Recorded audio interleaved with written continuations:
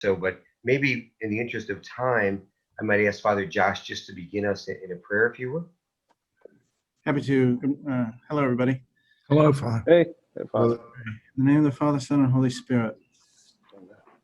Father, we give you thanks that you call us to be together to listen to each other with love in our hearts for you and for all your creation.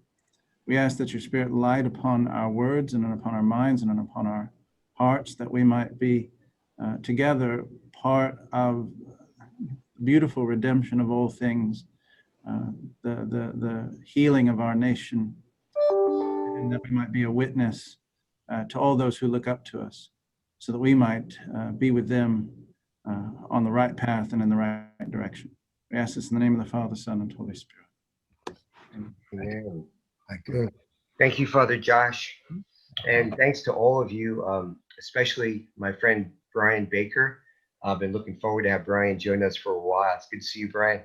Thank you, Ray. Thank you. I'm going to introduce you in a little while. And Reggie, I know Reggie and maybe some others have some time commitments too. So I was going to ask you, Reggie, maybe to speak towards the early side after I just I did a few introductions. And I don't think Darrell, who will be joining us, Darrell Miller, minds if we start without him, and then he'll join us as we go forward, since normally we run out of time before we run out of things to say. So let me just begin by saying, especially for Brian's purposes, because this is Brian's first opportunity to be with us, and I think I wanted to give you a little bit of a history. This will be our fourth discussion on racial reconciliation, and I know you and I, Brian, have discussed this offline at length, but this has been very much the initiative of our friend Darrell Miller with Major League Baseball, the Rebuilding Inner City Baseball program, and Darrell will be joining us shortly. And we began right after the George Floyd murder and all the issues that followed, and we've had friends first from Major League Baseball, then we brought in my buddy Joe Crawford from the NBA, and Reggie Brooks from the NFL and Notre Dame, and we've had others join us, and we're really looking forward to bring in others from other sports. Rick Spielman of the Vikings was going to join us, and then he had a conflict that just came up at the last minute this morning. And Father Doug Hunter is a Catholic chaplain for the Colts, and he also, as I said, has a conflict. But hopefully we'll have more of these. We very much appreciate you. To the extent that we have ground rules there, that we come together in the spirit of brotherhood, based on Christian principles of unity and love, and we speak with the understanding and the expectation that everybody wills the good of the other. So we say that, so nothing here is to be said is to be held at all. If somebody misspeaks, if somebody says a word inappropriate, whatever, we see that as brothers in Christ, and we forgive it in that way, because we really do believe everybody has the best of intentions and a pure heart. Towards that end, we are recording today's session, but let me say, if anybody who speaks says something that after the fact you think you might want to say differently or might not want to say at all, we do not release this for wider distribution unless and until everybody is comfortable with that. So we always have that opportunity to edit it or delete or what have you, just to keep in mind. But we haven't had an instance where we've had to worry about that to date. We try very scrupulously to avoid politics, because we believe that is counterproductive, because politics is inherently divisive. And what we're trying to do is work together, as we said, in unity, to come together as brothers of Christ and to move forward.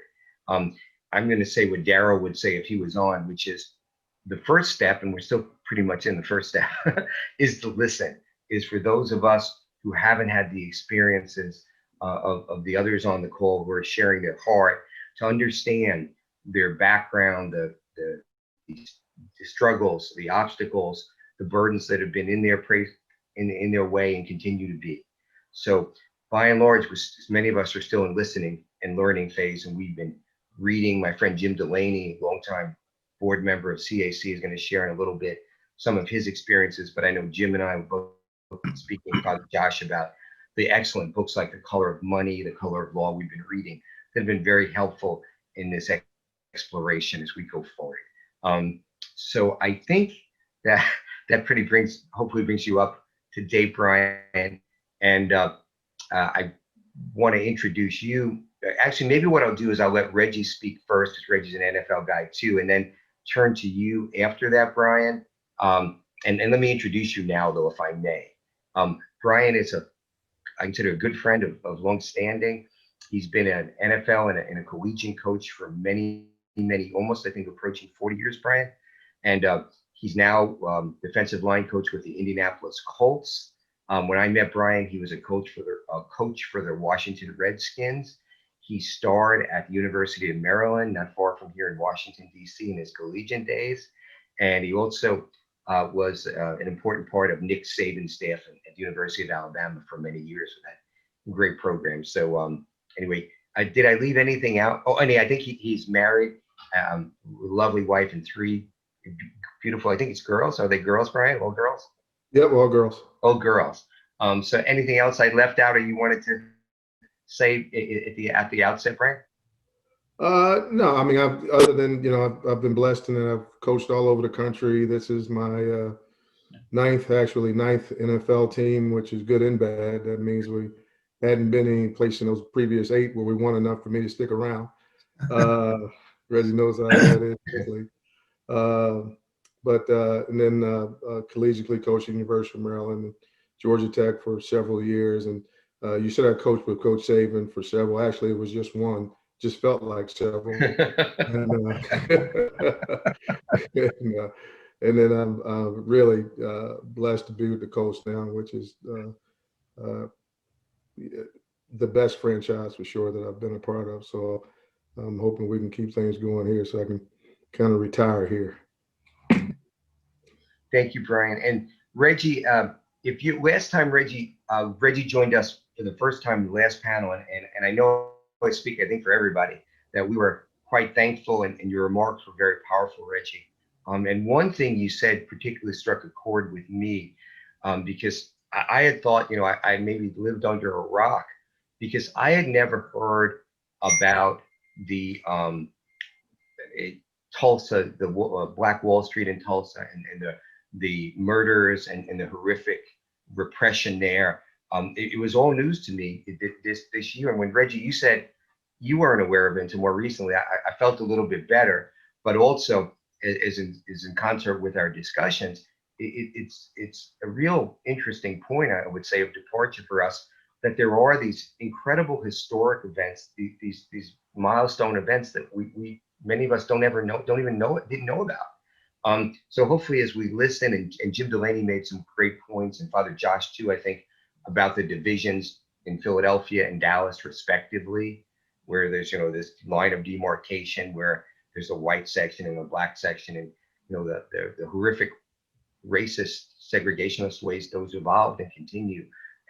But so anyway, just as for myself, and I think maybe others, listening is really helping us in learning here. So anyway, Reggie, please take it away and maybe share a little bit, and any other things that struck you from the last panel, or any way you wish to join us. I want to thank you, Ray, for inviting me to join again. This is had a really powerful session the last time I was on, and just hearing the different stories, and that's what to me is the power of communication, and the willingness and openness and comfortability to speak and tell your story, because that was not something I was always comfortable with, because of my bringing in Tulsa, Oklahoma, which is very segregated, and to this day still is in a lot of regards. They are working to do some reconciliation around Greenwood. So I grew up in North Tulsa, which was predominantly Black.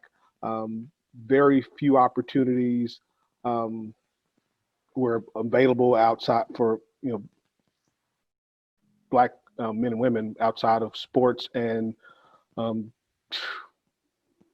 was pretty much it. I mean, it was just the level of depression in that area was, and still is, very blighted. You know, I still have family there, and it is a struggle. And you know, for me, I think a lot of this is education. You know, educating ourselves and educating each other.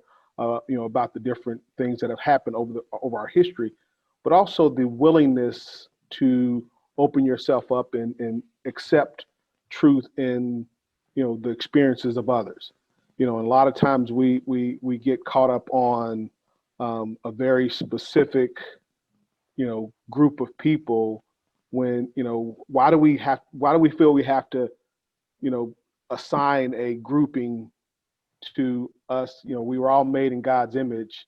We're all men and women made by God, but we have this distinction to segregate each other and put each other in a certain area versus, you know, experiencing individuals as individuals. And I know a lot of times for me, as you know, a lot of times you're, as a Black man or Black woman, you know, going to Notre Dame, I was in the classroom and it was predominantly white. And, you know, when you get called on, you're kind of assigned to speak for the entire race, which it shouldn't be that way. And, you know, and that being uncomfortable in those settings.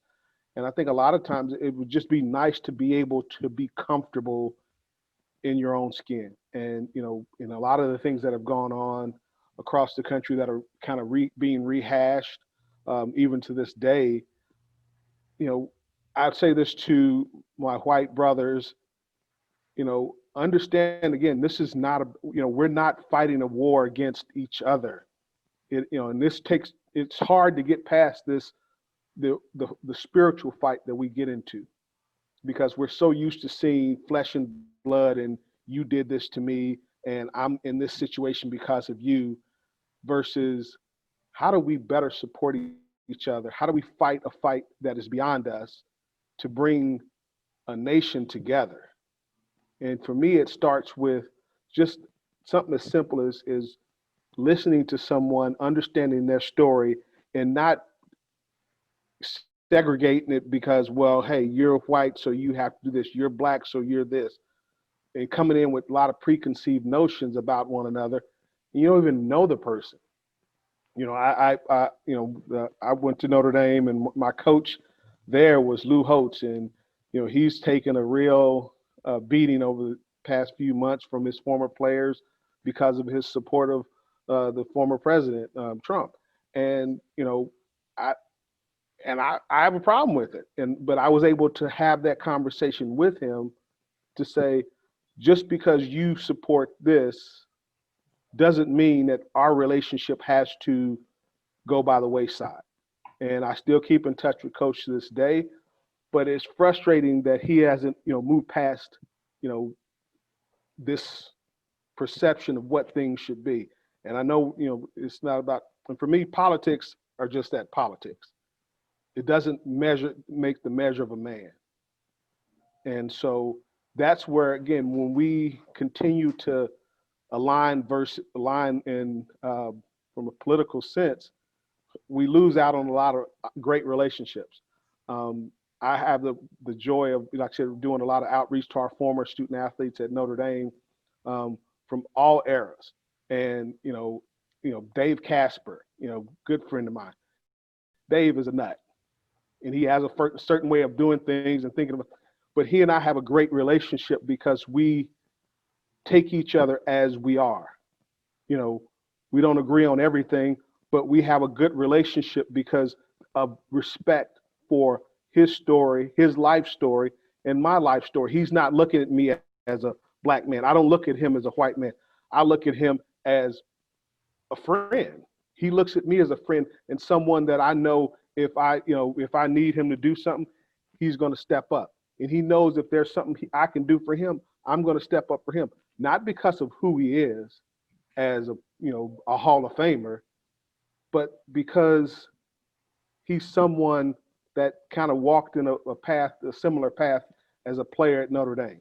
You know, let's find the commonality of our existence as opposed to just locking in on our differences and staying locked in on what makes you different from me, we lose out on so much, and we lose out on relationships that could be fruitful for us if we just take the time to get to know people. Like I said, I'm conservative on some issues, I'm liberal on others. I'm not monolithic, and neither are people are not monolithic. Groups of people, we don't just say, well, but we do put people in kind of like a silo to say, well, hey, well, you're this, so you must be this way. So I encourage us to try to view each other as individuals, take each relationship separately. As difficult as that may be, I correspond with a lot of former student athletes across different eras. And we had different upbringings, different experiences, but I look to those experiences to get a better sense of who those individuals are. And it informs my relationship with them. Someone else may have a different encounter with someone, but I'm not going to allow that to, poison my relationship with that individual. We may not agree on things, but it doesn't dictate my love I have for the individuals that I have a relationship with.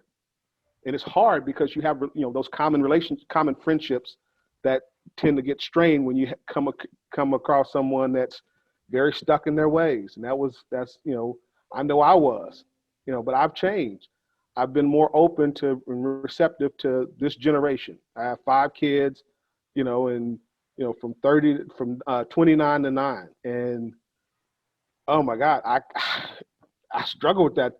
2 boys, 3 girls, and my 9-year-old. She's like a completely different person. I'm trying to figure her out, but I take her as an individual and not lump her in with the relationship. I mean, my 29-year-old, she's a separate relationship. And it took me a while because I was one of those that just like, hey, your children, do what I tell you and line up and go. And I never allowed them to be the individuals that they are. And just, over the last 5 or 6 years, my relationship has evolved with my children because I've changed. I've opened my eyes to see them not as my children, but as individuals. And that's what I would stress.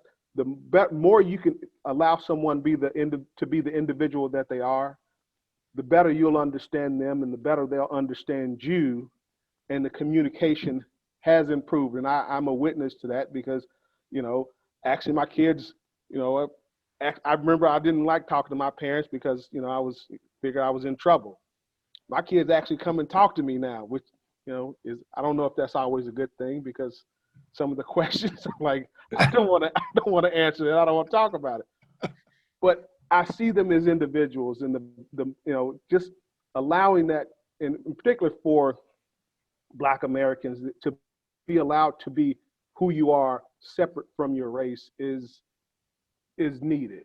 The more we can do that, the more we can allow that to happen, the better we can understand individuals and not, kind of lump everybody into one deal. So, and all that mess I was just talking, I just want to say, let's take each other individually as human beings, as men, and share our hearts with each other and be comfortable being vulnerable, because that is not an easy thing to do, especially as men. But the better we can do that, the better we can serve each other and serve our broader community. So, thank you. Thank you, Reggie. That was powerful as usual. And before I turn to Brian, I have a question for you, Reggie, if I might. I know you had shared with us about Coach Holtz's conversation with some of the players on the team, this year's team, and how it didn't go so well because he shared kind of his political views. And my question for you is, you mentioned, I had to laugh because you mentioned Dave Casper. I've known Dave for many years. Ghost, he's a character. Yeah. But I'm still waiting on we're supposed to be going fishing. He lives up near in Wisconsin, and like I said, we say, hey, you got to come up here and go fishing. He's a real country outdoorsman type of guy. Yeah, like nobody else I've ever met. I mean, a Hall of Famer in I think college and the NFL, and really humble, quiet, and different guy. But anyway, my question is, I'm sure that you and Dave and others from the team know that you love whatever someone says. If you don't agree with it, you have that basis that you bond of love. That he loves you. When Coach Holtz comes in, and it's not with his guys, but the current generation, and he says something like that, and they don't have that history with him, how do you work through that? I'm curious. Again, I said, they don't have to have a relationship with Coach Holtz. You don't have to, but my thing is, like I said, as kind of the liaison between our former student athletes and the university, I have to remain focused on how do I keep this individual, and again, taking people individually. And it's like, hey, I don't impose my relationship on someone else. And that's the thing that's been helpful for me. Just because, you don't agree with Coach Holtz, and there's several players, former players of Coach Holtz's that are very adamant about, hey, I don't want to have anything to do with it. That's fine. That's a choice they make.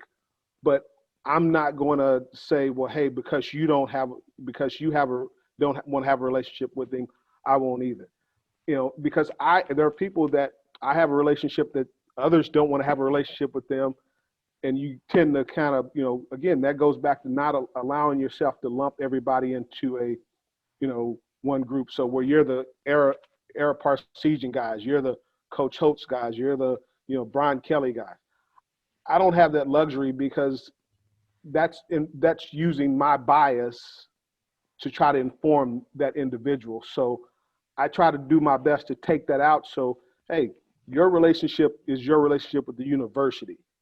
And like Joe Montana, he's not a big fan of the current coach, but he stays engaged with the university because I continue to reach out to him and say, your time at Notre Dame was not predicated on, the current coach.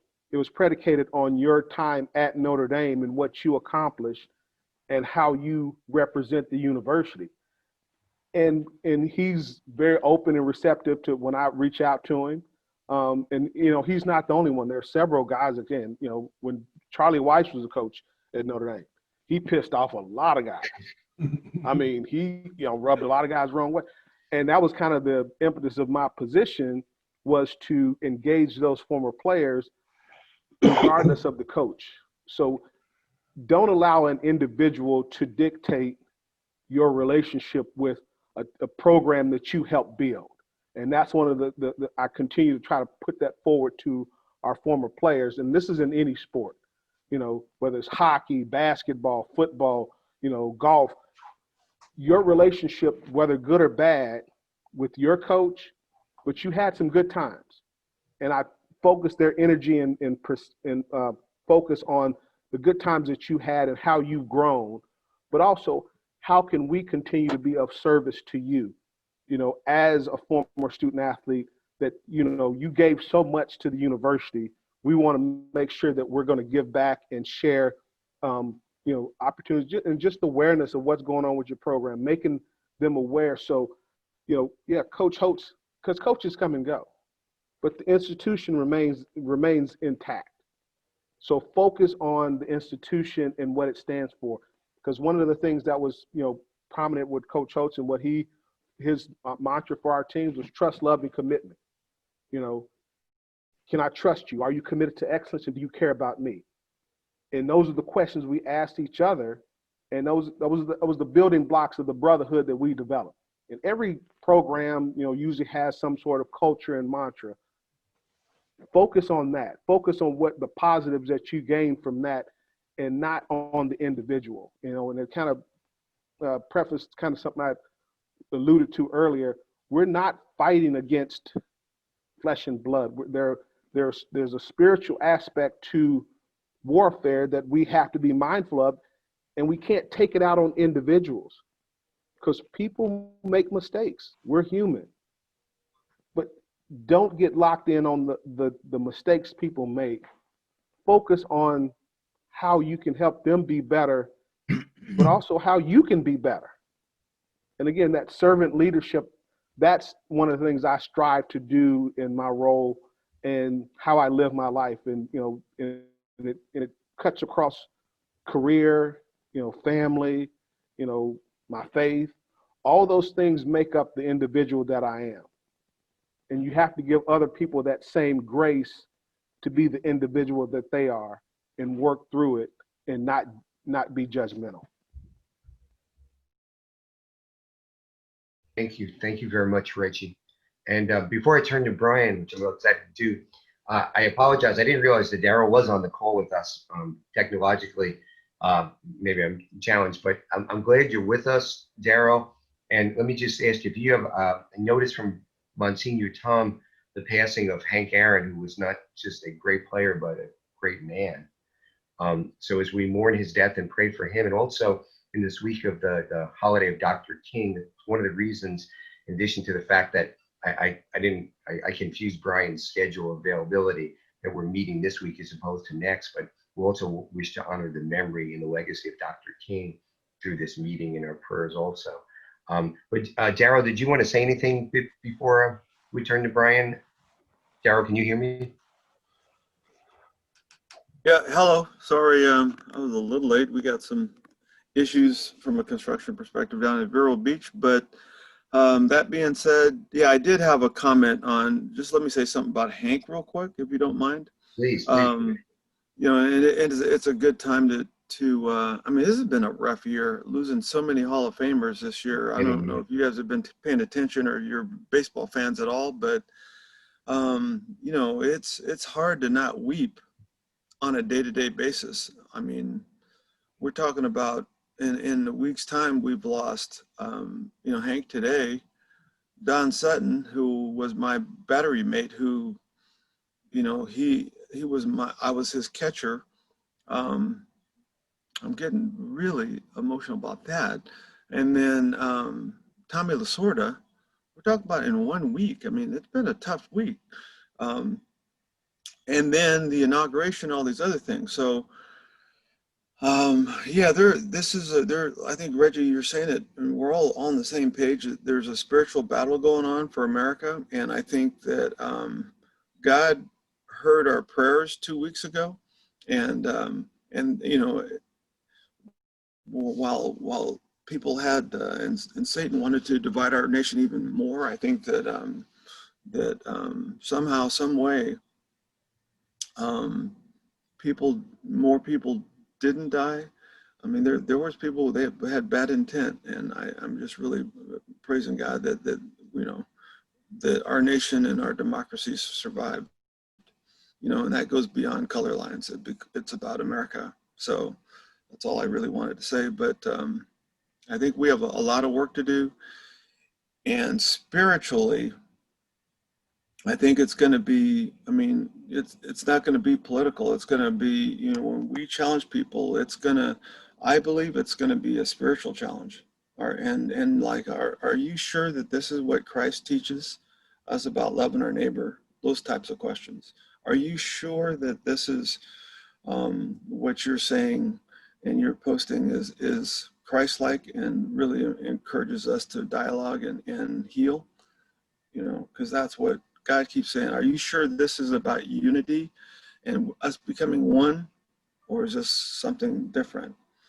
And it's just asking those questions kindly of brothers and sisters that are maybe infected with hate and bias and are feeling that their taxes aren't going to be low enough or high enough or whatever. There's a personal. So there's something going on underneath. So I think that's, to me, the best way that we're going to be able to move forward. And like Reggie was saying, just love them for who they are and continue to be consistent and love and just love. And, love always overcomes hate, no matter what. So that's all I got to say. Amen. Thank you, Darrell. Brian, if I could turn to you, if you wouldn't mind sharing, as you did with me on the phone many months ago, a little bit about your background growing up. I think it was in the South and in Maryland too, I guess. And anything else that wherever the Spirit leads you. So, my dear friend Brian Baker. Well, thank you, Ray. It's a real pleasure being with you guys, and I think this is a really important issue. Obviously, it's impacted our nation. It happened at a time when the nation was forced to stand still because of the virus that is still impacting us, and certainly prayers for all those families that have been affected by this horrific virus. But it did make the nation pause and take a look at things, and especially through an unfortunate death, but a death that really was just another one in a long line. And it was another one in a long line of activity that's occurred, not only in law enforcement, but just as I've always felt as a kind of a national thing. And, I'm 58 years old, grew up in Baltimore, Maryland, and stayed at, played football at the University of Maryland back in the early 80s. And then, as I mentioned earlier, I've had the privilege and the blessing to coach really from coast to coast, from San Diego all the way West Point, New York, on a long coaching career. So I've seen a lot of different people, been in a lot of different communities, seen a lot of different things. And the one thing that I would say that kind of is the common thread through everything. And Reggie, I appreciate what you said, because you got to be able to see people as individuals. When you talk about racial reconciliation, it's really a thing of where we have to be seen individually and seen as equals without any preconceived notion of what we should be, all right, or what we have to be, or God created all of us individually to be the best versions of ourselves. But to be able to appreciate everyone for what they are, we've got to first move ourselves out of the way and stop looking at them through glasses that we put on ourselves as we look at a person. I'm not naive enough to not think that first impressions don't matter. They do. I get that. And there is going to be a degree of, I don't want to say tainted, because maybe that's a negative word, but you will have an impression of a guy before he even opens his mouth about what you think is about to happen. But I think that's the human condition. That's historical. But what we have to do is we have to open up our hearts and our minds and do what Christ did, and that's listen to the individual. That's why he was able to have in his group of apostles, he was able to have tax collectors. He's able to have fishermen who probably weren't the cleanest group in the world, and their demeanor, language, and all those things, knowing how men on the docks are. But yet he took this group of men and changed the world forever, because he was able to look into their hearts and know who they were. So I thought, I think that, that Christ himself set a great example of what we're to do as people, and that's to look at each other individually. That has not happened historically. Black people have been obviously oppressed, and I'm speaking very much matter of fact, but also something that we all know. The thing that's been news to me, and I say news to me because I didn't realize the extent of it until I started doing a little homework last summer because of all the things that were happening. Just that whole term of systemic racism. My daughters, one is 25 and another one 23 and another one 19. They all take after their mother, so they're all very smart. One actually is living in DC. She's she's midway through her second year in law school at Georgetown. And so if it sounds like I'm bragging a little bit, I am on that one. So forgive me, but I'm really proud of it. Awesome. But I tell you what they did. They opened my eyes, because they're like, Dad, you're not a ignorant person. Why would you disagree with that concept? Well, for one thing, I didn't even know what it was. systemic. Is that systematic? What is that? I didn't understand what it was, and instead of telling me, they said, "Hey, go look at this, that, and the other." And very much Reggie was talking about what was happening in Tulsa back in the, I believe that was in the 20s or 40s, Reggie. I don't know, the Wall Street. I didn't know that happened either. I mean, that was amazing. And then going through all the things and looking at all the information that was out there. And some of it I was living through and didn't know it was happening. I mean, I knew about, racial profiling, because that's happened before. I was definitely one of those kids that grew up with a dad that gave you instructions as soon as you got your driver's license. You had to pass the test, from the Maryland driver's motor vehicle in terms of getting your license, but you also had to go home. If you were a black man, you had to go home and get the other part of those instructions that weren't in that book. And that's what happens when you get pulled over. And make sure and me, I was kind of, high strung and, kind of revved up, football player, thinking I was the center of the universe. So, had I not got that conversation, I very well could have been one of those guys that, would have been in that long line of things that could have happened if I didn't get those instructions. Because it does kind of catch you off guard a little bit, when you're asked to sit on the curb and you have handcuffs on and nothing happened, you didn't do anything, or you later on your brother gives you the same kind of thing that happened to him and his son, and it just ends up being, okay, that's just part of life in America for a black man. And you get to a point where you really, get desensitized. And I think that's the version that my daughter saw, was a desensitized black man living and growing in America, prospering, because I've been blessed, with a good coaching career and able to provide for my family. And I thank God that He used me as a vessel to do that, and to reach out and to other young men, both black, white, and whatever, the guys that I've been fortunate enough to coach and impact. And my whole approach has always been through love, because I've for a long, long time been a man of faith. So that was was called to do, to follow Christ and to try to do things in His way. Whether through Catholic churches or non-denominational churches or whatever, it's just, as a Christian, I wanted people to see what a Christian man looked like and how a Christian man should act. And that was kind of the guideline that I used to live my life while all these other things were going on around me.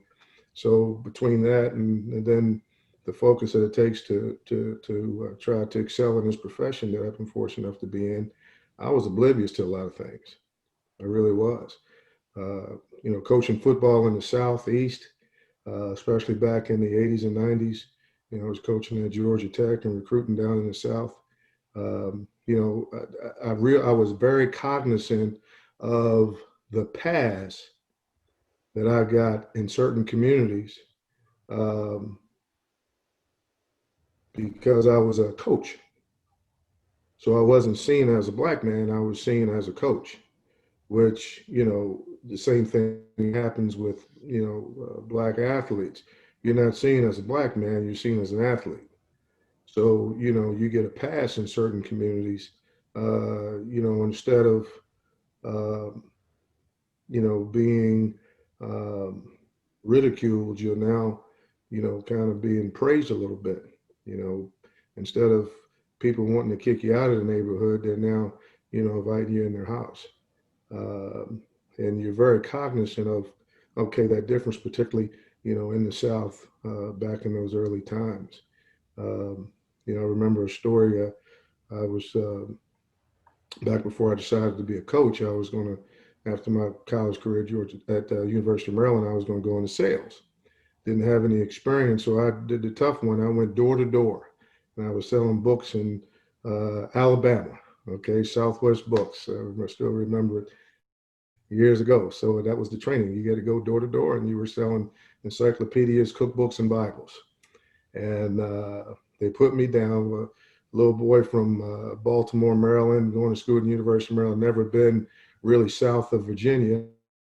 Now all of a sudden I'm living with a stranger in Alabama, going door to door selling books. Well, one time I went to in a community and I'm selling books and walking past, and this guy who was working on his car in his backyard said, "Hey," he said, "what are you doing?" And I told him what I was doing. He said, "You know, we don't get many guys like you around here." And I said, "Well, you don't get many tall guys around here?" And he started laughing. Yeah, we don't get many tall guys around here. What are you doing? And ended up talking and selling my book. So hey, so that worked out.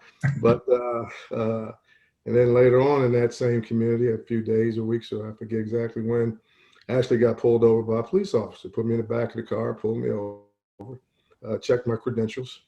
It wasn't unexpected. So it wasn't anything I panicked about. And I was tired. It was the middle of the day and it was about 95 degrees. And so I was, kind of halfway okay with it, get off my feet a little bit and getting a little air conditioning. Well, when I went in the police station, they offered me a drink. And this was down in Bessemer, Alabama. And they offered me a drink. And he put up several bottles. He had Coke, he had a Sprite, and he had an orange. And, I like orange soda, so I chose the orange. And then I heard an eruption. I told you, they like them colored drinks. Or those fruity drinks is what he said. They like them fruity drinks. And, I chuckled it off. Okay, hey, yeah, I do. Can I get another one? So I took one to go. He put me back in the car after my credentials stuck out and dropped me back in the middle of the neighborhood, and I went on about my way. So, I guess what it goes to is, you either can be, oh, sorry guys. You either can be, that was actually my daughter from Georgetown. But anyway, you can either be angry about it and fight every battle, okay, or you can look at it and consider the source. You can say, okay, there's a group of people through no fault of their own, because it was the way they were raised, the community that they were raised in, the way they were taught to see life, that they haven't learned how to see people for individuals and understand that the color of their skin, their religious makeup, their political affiliation, the neighborhoods they grew up in, none of these things really matter until you look at them. And by also understanding that they too are influenced by all of those things. But you really want to be able to see a man's heart. And I get back to the way I started, that's what Christ did. Christ was able to look past the rough exterior of his apostles, and he decided to go with those guys. And obviously, all his choices were right, and those were too. To me, that's the essence. I mean, it's easier said than done, but I say it's easy because the blueprint is there. As Christians, we're called to be Christ-like. To understand what that is, you first need to know him, which is obviously getting into the word. But as that word as you get into the word and that word starts to move in you and through you, I think the way we reach out and the way we perceive others is a great starting point towards, reconciliation. I think we as a community, and the reason I shared those two stories is because we as an African-American community also need to be able to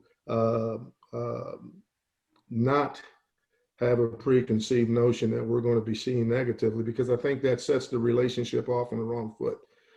We too have to be able to extend ourselves, offer ourselves, and allow people to see us, which, as Reggie mentioned before, is kind of hard, especially for Black men, to make ourselves vulnerable enough to expose ourselves so people can see the essence of who we are. And it's like any other relationship, it's both sides. And again, like every other relationship, it's not equally yoked. There's always going to be one side that has to pull a little harder or push a little harder to bring both sides to the middle. And I think both sides need to be willing to do that until there's no longer sides. It's just one flesh and one body, like the church is supposed to be. because we are a reflection of that. And I think our society, and I'm being very idealistic here, I understand that. But to me, that's the goal we're working for. When you say racial reconciliation, we're talking about equality, we're talking about human equality, we're talking about people being able to see people for who they are and for what they are, so that we can see the heart of each other, and then we can move forward. And you know, to move forward, we have to do that. We have to step forward, and we go. You know, as an African Americans in America, we understand that there's a lot of ground to be made. You know, to say that you know, that we're going to all cross the finish line together, when there was a you know, a 200-year or in some respects a 400-year head start given to a different group is not realistic. But to move forward, you know, you have to start going in that direction. And if you're looking back all the time, then it's hard for you to move forward.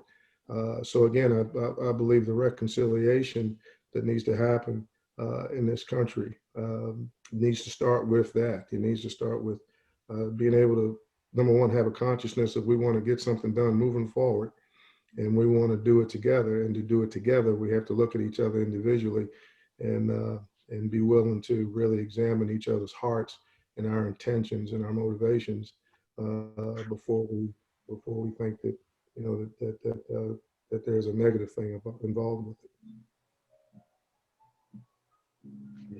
Thank you, Brian. That was quite thoughtful and impactful. And I'm going to see if anybody has any questions for you. But if I might just start, this is going to be a little bit off the beaten path, but I'm just curious if you've seen my favorite TV show of all time is The Wire, the HBO show The Wire, and it takes place in Baltimore. That's what made me think about it. I'm wondering, one, if you've seen it, and two, if you had any thoughts on it, because my own view is that it is a lot of meaning for what we're discussing here, a lot of relevance for what we're discussing here.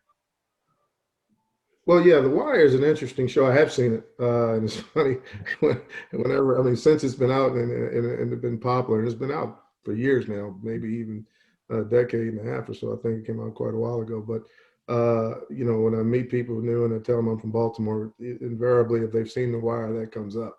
So the first thing I tell them is that The Wire is just a small part of the city of Baltimore. Most Baltimoreans aren't partaking in the drug use and abuse and sales and violence and that, but that neighborhood exists. I know exactly where it is.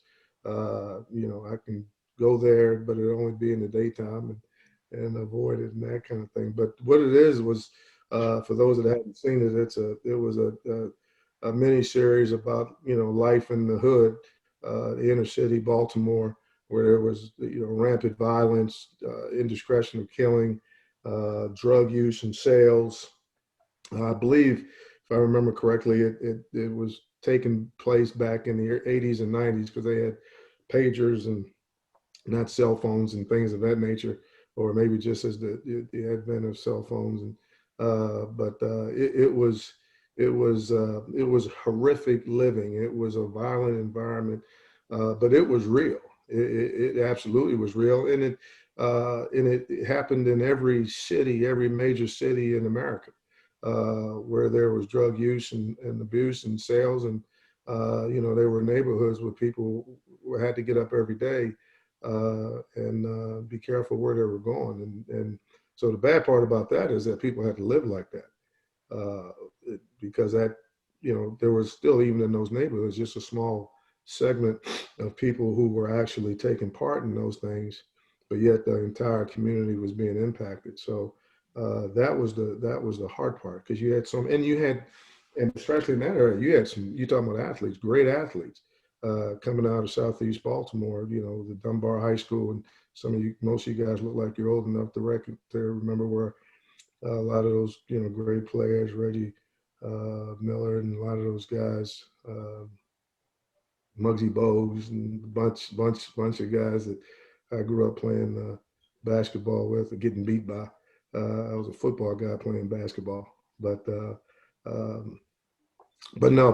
neighborhood just had a diverse, and you had fine Christian people in there. You know, Baltimore is a a very large, at one time, second largest Catholic Black community in America. So you had a lot of, a lot of devout Catholics there, tremendous Christian faith there, and mixed with some of the most brutal, violent drug lords that you could ever imagine. So it was a very diverse community that this show was made about, and it was really, it kind of give you a little bit of an impact of two things. Number one, why people were afraid of African Americans, because they saw the violence every day when they looked at the show, and so it instilled a preconceived notion that African Americans were violent and vile, because that's what it looked at.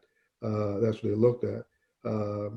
America saw communities of deprivation that occurred in inner cities, which is different than the deprivation that you may see in, the Mississippi Delta, for example, another community I'm familiar with. That deprivation is deprivation, but it shows itself in different ways, and it's impacting, the Black community in different ways. But what it didn't show is the quality of people, which is unfortunate. It didn't show, how many good people and what good people can do in bad situations, because that's reality too. So, TV sometimes doesn't give you a true picture of what life really is. It gives you a distorted one, and unfortunately, that's the one that impacts other people.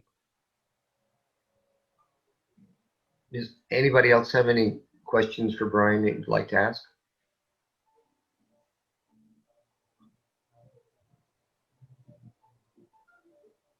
Okay, Brian, being in professional football and college football for so long, I know that, and this is for Reggie too, being in an environment where there are, it's different than baseball as a sport. There's a lot more African-American players and opportunities to play at a higher level.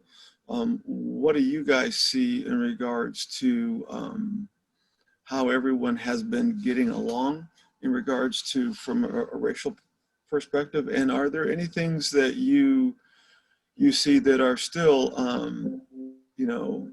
that still, perceptions that need to be overcome or overcame today, in regards to positions and pay and opportunities, et cetera? And those are loaded questions, but I was just wondering what that environment was like. Before you answer that, I think I did want to. I've been reading the chats, and Joshua, Father Joshua Whitfield is posting some stuff that's really kind of relevant. So at some point we probably need to visit that as well. So, but I just was wondering that because Reggie, you guys are.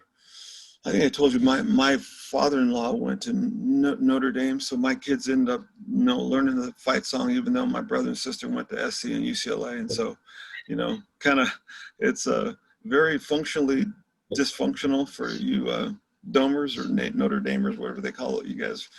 but I love Notre Dame, and I'm not saying anything negative. I'm just saying So I think it's comical a little bit. So I'll if you guys don't mind saying a little something on what you've seen and where we are today, I really appreciate that. Well, Darrell, if I could address the first thing you asked, because it's really a great question. I appreciate it. The environment of today and kind of what we've seen. I got hired with the Colts back in February, kind of right after the national signing period was over, and I was leaving the University of Alabama to come back to the league for my 20th season, and was here with the Colts. So really most of my introduction to the players was virtually. So we were going through, this whole racial and social injustice period and dealing with it ourselves internally. I think Frank Reich and Chris Ballard did an awesome job of creating a platform for the players to open up to one another. And one of the most interesting things I saw was how our white players did exactly what we're talking about. They opened up their hearts, they opened up their ears, and they opened up their minds to what the experiences of the Black players were giving them. Guys like, since we're on this Notre Dame theme, Quentin Nelson and some of those other guys, and even guys that were on our team, white players that were from the South, they're different impressions. They had no idea that a lot of these things were going on. They had no idea about our reality, our everyday reality, things that guys like myself may have gotten to a point where you just kind of take it for granted. It's just life in America, being a black man, but how it impacted different guys. And it was really kind of neat to sit back and see how as the experiences were being expressed by our players, how you could hear and feel how the hearts and the eyes were opened up by the players that didn't have those experiences, both black and white, that didn't have some of the experiences that were being shared by others. Because not every black man has the experiences that we've talked about. That too is a little bit of a fallacy because of the communities that we're all raised in, varied across the country.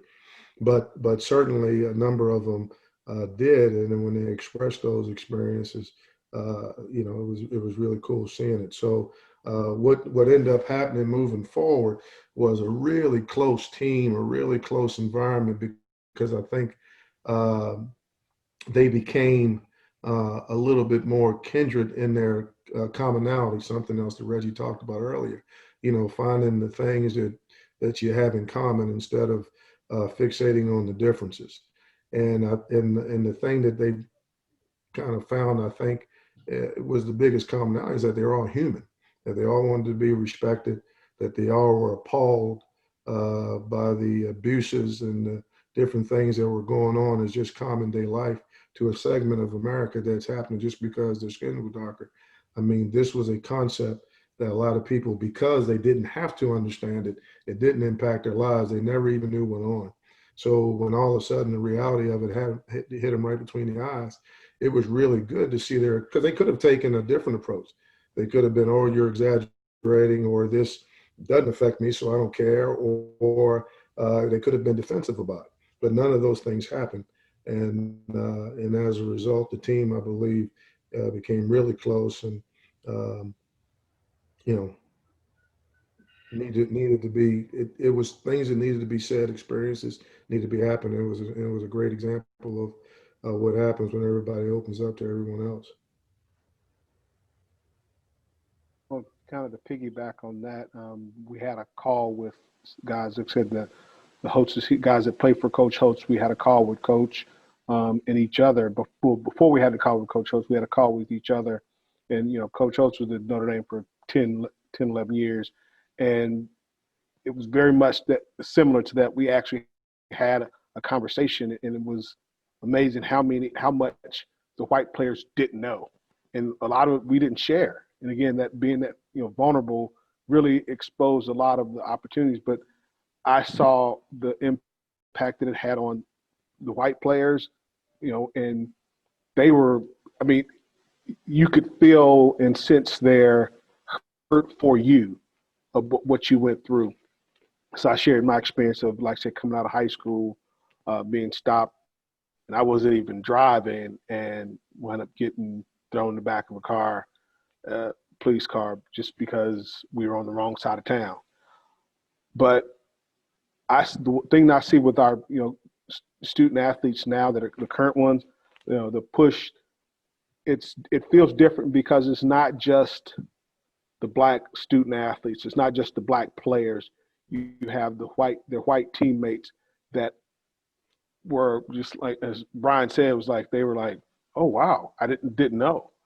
And that the awareness is much better. And just across sports in general, I think there's more of a desire to speak up and to make known that this is, racism is not acceptable. And sports has always had that ability to do that. But I just think you have more high profile athletes that are standing up for, and it's not just the high profile black athletes, it's across the board that this is not right. And that's whether you're a male sport or a female pro sport, the unity and the connectedness seems to be a lot better, a lot more focused. Because again, I just look at our time when I was playing, and, you know, Brian was before me, but, you know, you didn't have, you know, the high profile players in our day speaking up against, you know, because again, during the 60s, you had that with Jim Brown, you had, you know, that, you know, drive for equality.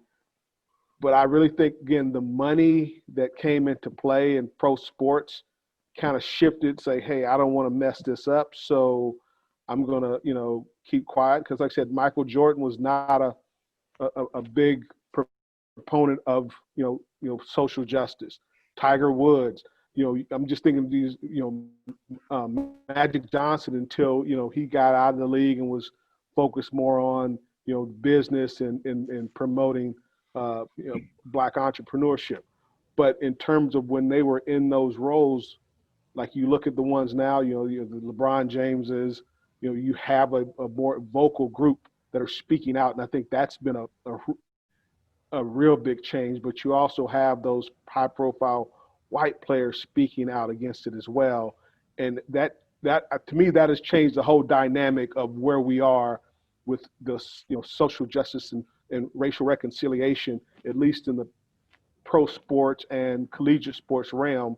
You have a lot more activists, athletes, which I just, you know, the 80s and 90s, you didn't have as much then.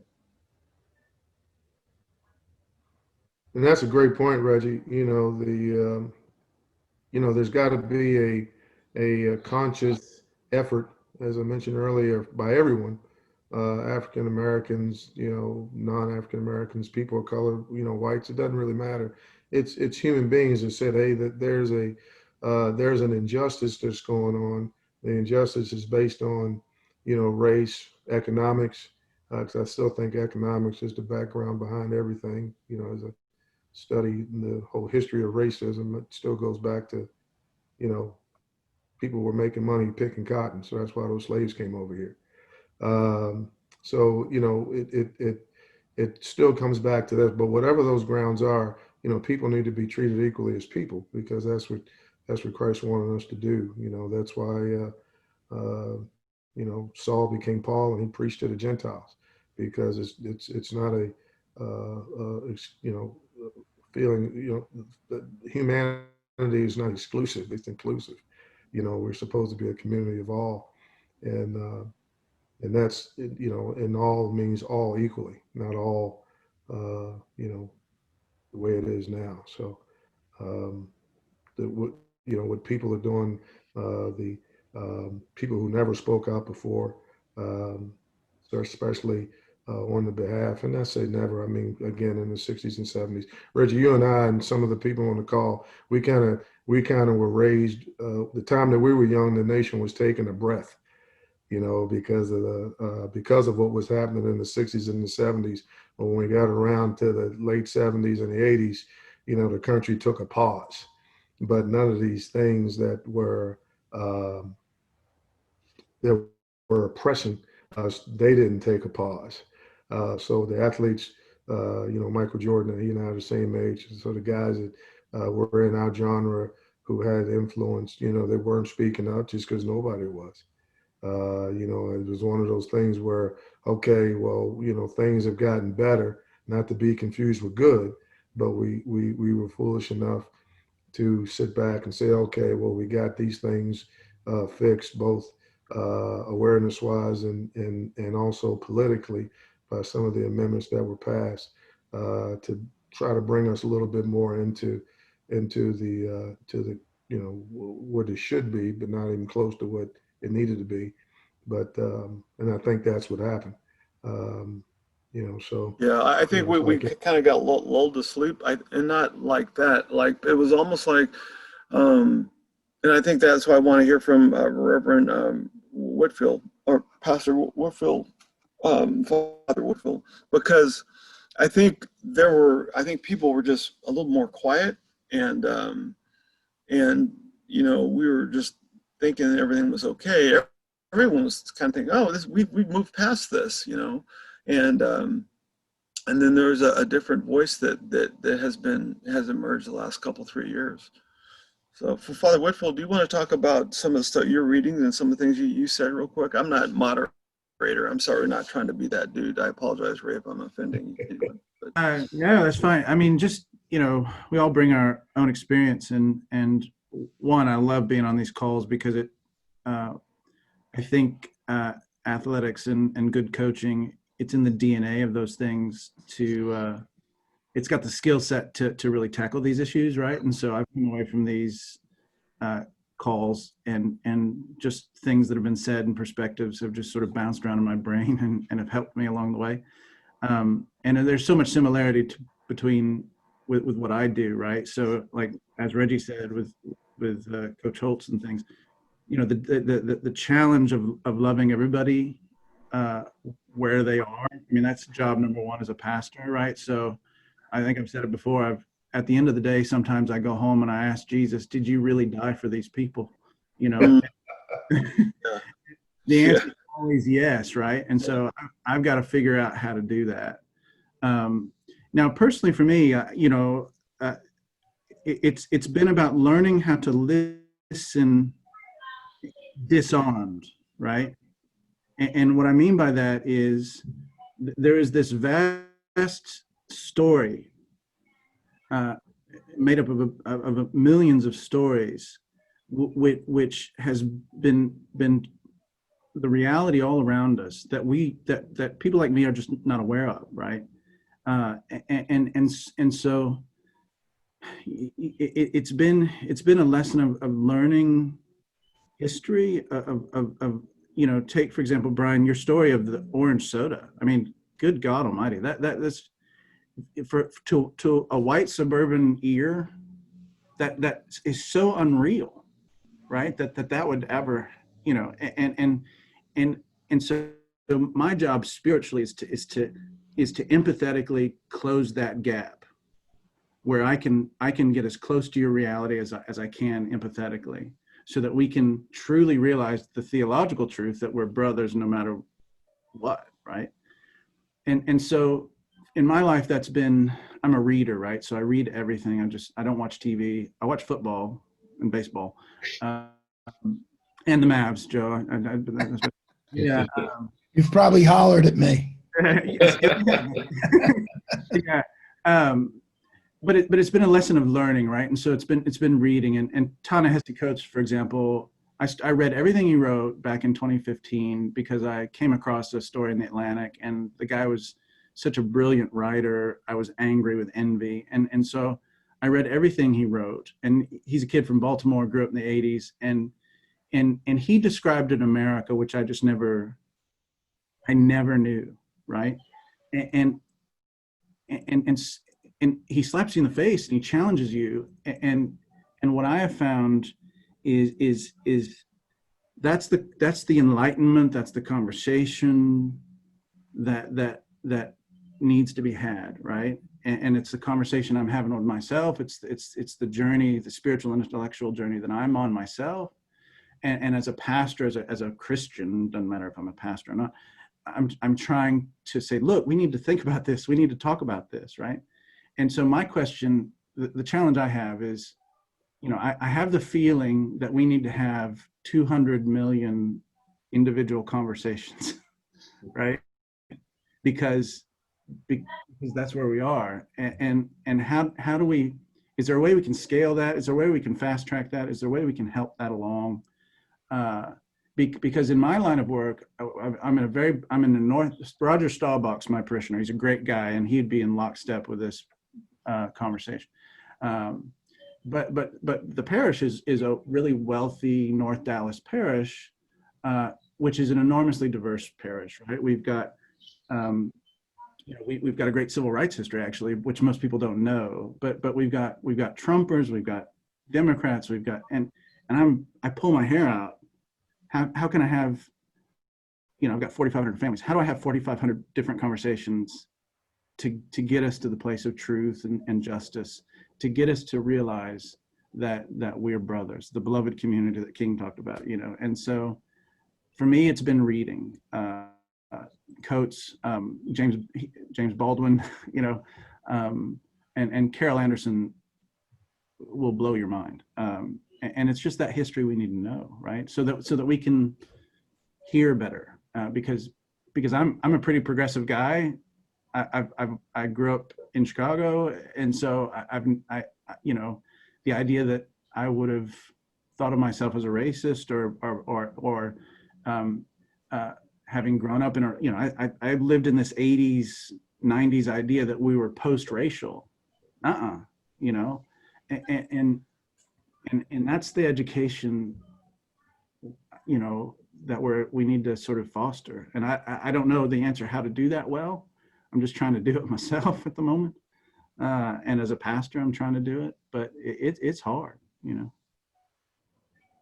So I don't know if that answers your question, Darrell, but it's. That was awesome. That was awesome. Yeah, that was really good, because you know it is dynamic because we're around so many different people all the time, and it's almost like no one leads with this conversation, you know. And I'll just share something really quick because I have another call I have to hop off on at 10:30. But yesterday I was talking to an electrician. I do a lot of construction work for Major League Baseball, and so you get to talk to people in all different walks of life. And you know, construction guys are pretty, you know, you don't know what you're going to get. It could be one way or the other, and very seldom in the middle. But you know, who cares? You know, you just kind of talk when you're sitting there and you're on the Zoom call first, or you're in a meeting first, and you start, hey, what did you think, and blah blah blah. So we're talking about our electric meeting, you know, what we're going to do, and then he brings up, what'd you think about, you know, the storming of the what's his name? And you know, I'm like, well, I said, do you really want to know? And then you know, I just, you know, vomited what I thought.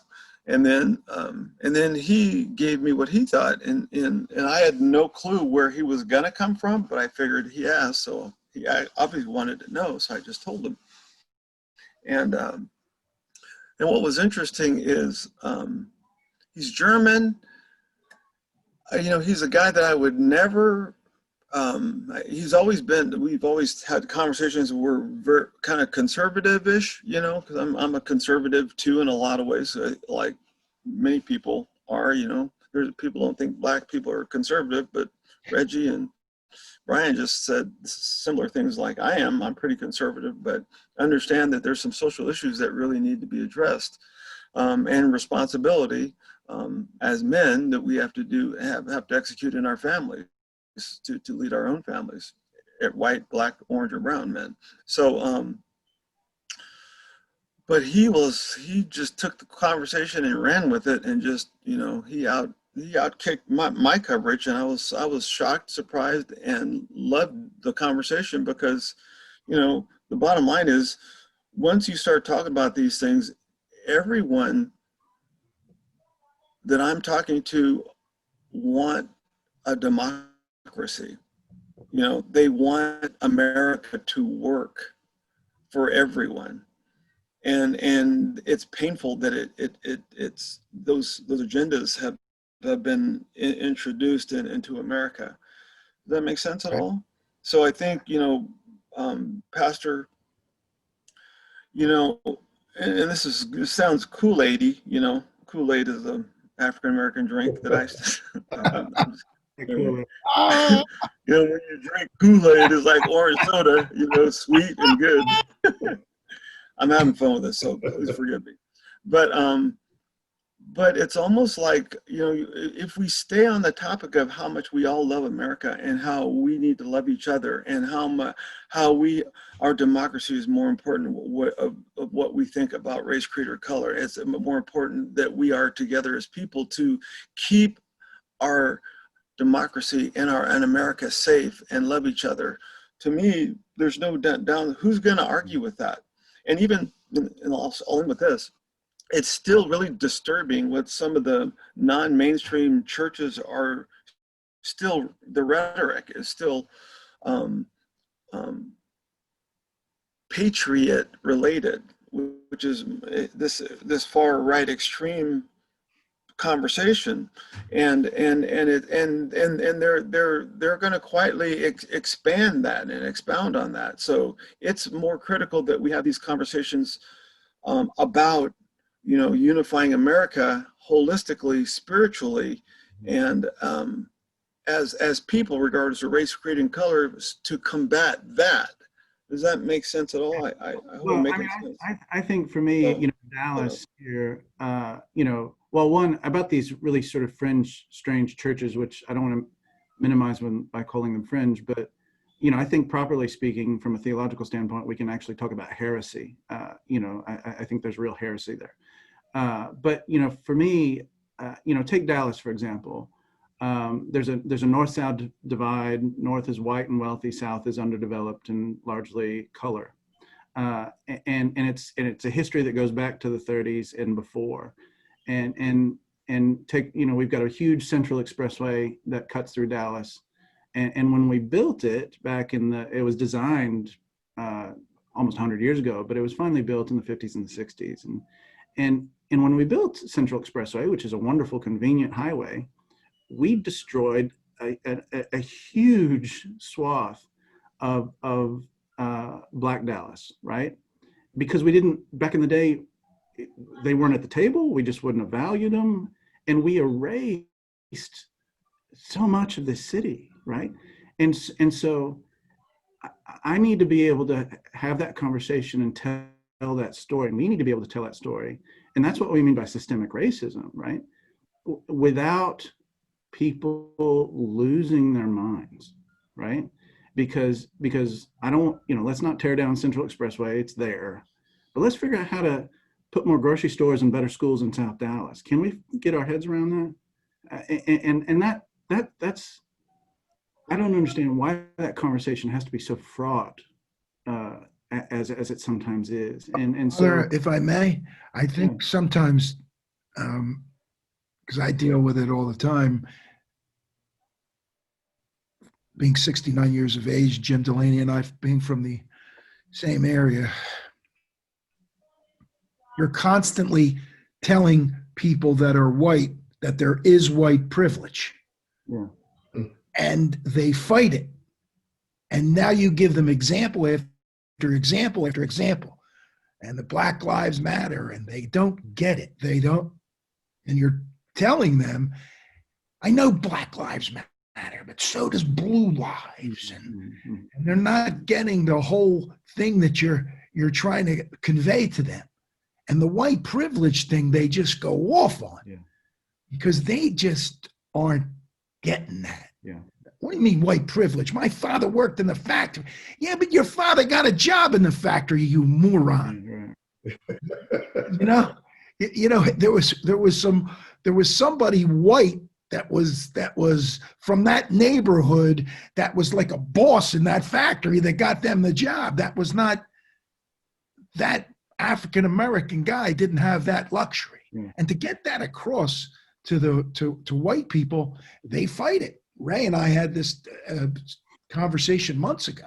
They fight it and they fight it and they fight it, and it's hard. I think you gotta, as a pastor, I work with a coalition of the willing, and let that community that you build among the coalition of the willing,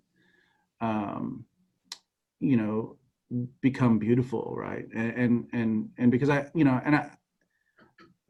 not to get into politics, but I think what happened on January 6th, may have been an example of mass psychosis, to be honest.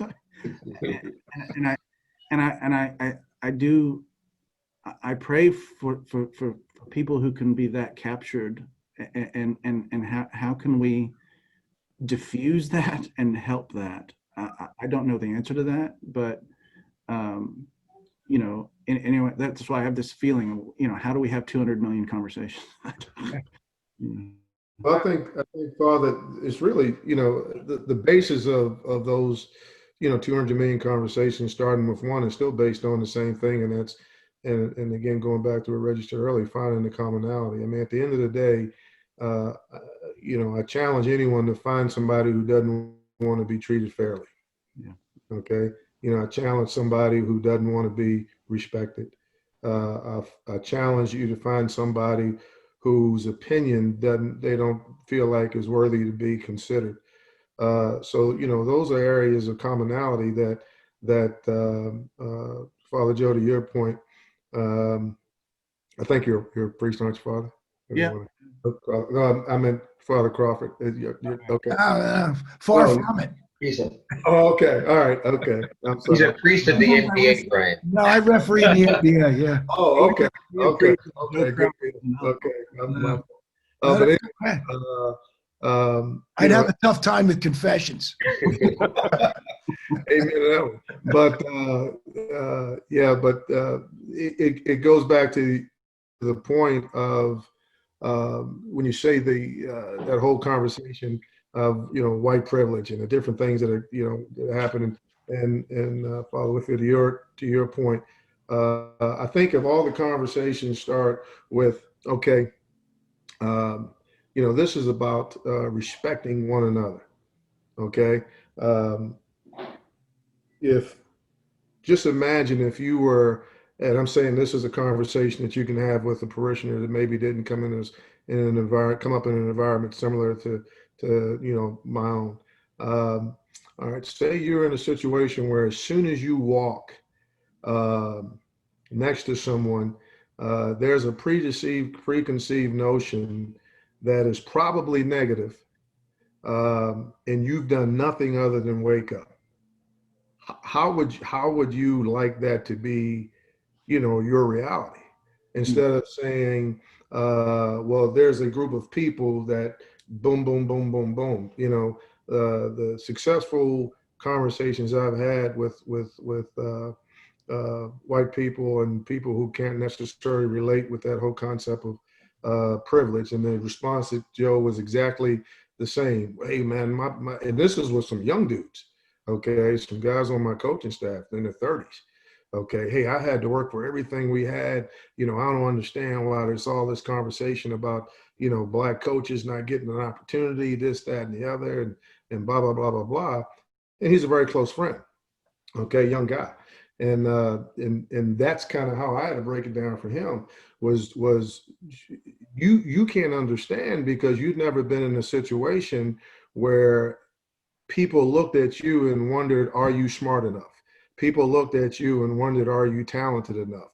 People looked at you and wondered, hey, what was your background? How did you get to this point? How did you get in this building? Okay, those are all things that I grew up with.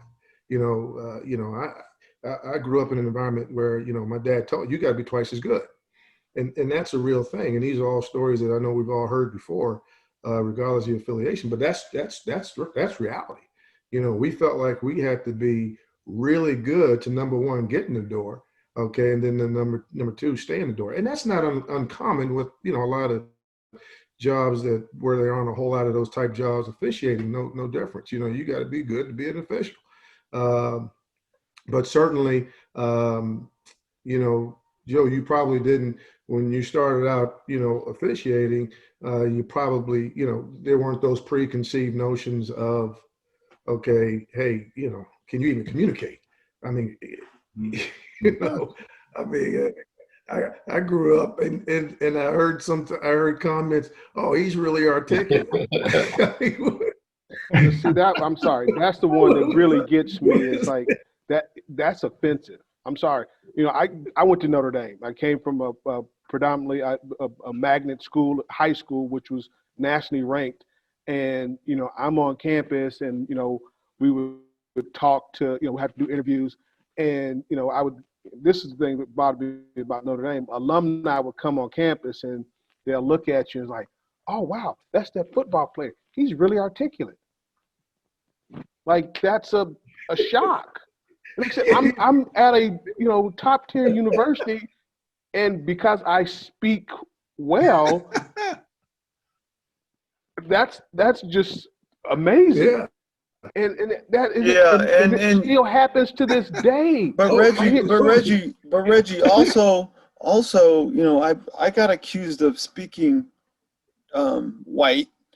Yeah. Growing up, I got accused of, but I also got accused of that by my own race.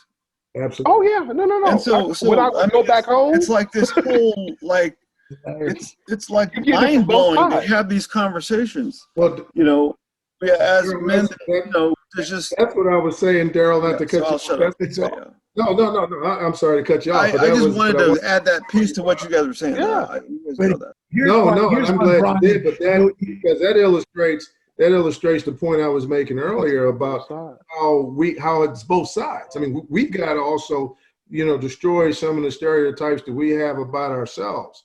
I mean, one of the most damaging things that have happened and that's happened from centuries of oppression was that the impression that we put on ourselves. I mean, the things that we have to overcome a lot of times for us to move forward are the obstacles that we have in our own minds. Yeah. Okay, just like we're saying in society, okay, how would you like to be that person that you get a preconceived notion of you just by standing up and waking up and walking out, as you're approaching this person on the sidewalk, that they're going to have authority. Well, guess what? Some of that is in our own head too, because that person, as you're moving forward, may be moving to the side only because they're trying to be considerate to make you room, not getting out of the way of you, getting out of your way because you're black. Okay, so sometimes when you get out of the parking lot and you hear somebody, lock their car, beep, beep, it isn't because a black man walked by, it's because they're in the habit of just locking their car, beep, beep. You know what I mean? But these are things that, because of the society that we've grown up in, we're preconceived on our own thought that there's a preconceived thought of what, and we can't determine as black people whether it's true or whether it's false. You know what I mean? So what we've got to be able to do to reconcile this whole thing is get a reconciliation in our own mind that we are not automatically, that there's not a preconception of that we are less than, or we are,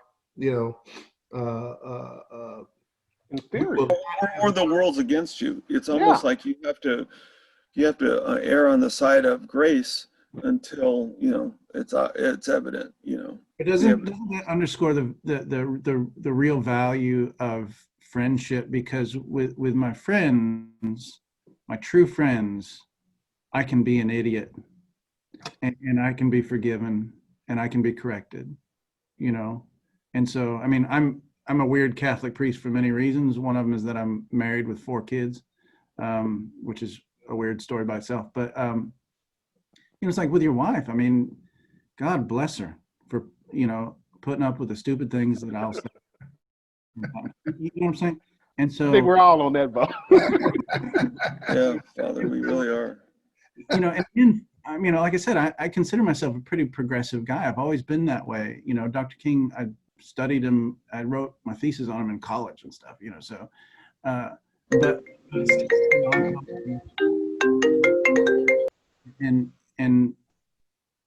I've said and thought stupid things, and I've had reactions in my brain that and just to be able to be healed within the context of a brotherhood or a friendship, I think is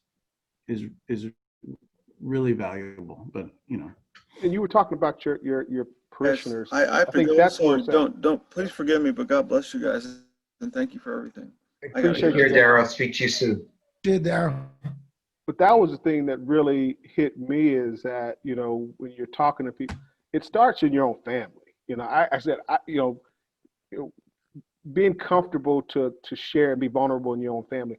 And, because, and Brian was talking about, you have these, your boy, you go back home and, oh, well, you talking like, you come back from Notre Dame, so you think you all better than everybody else, and you this, like, whoa.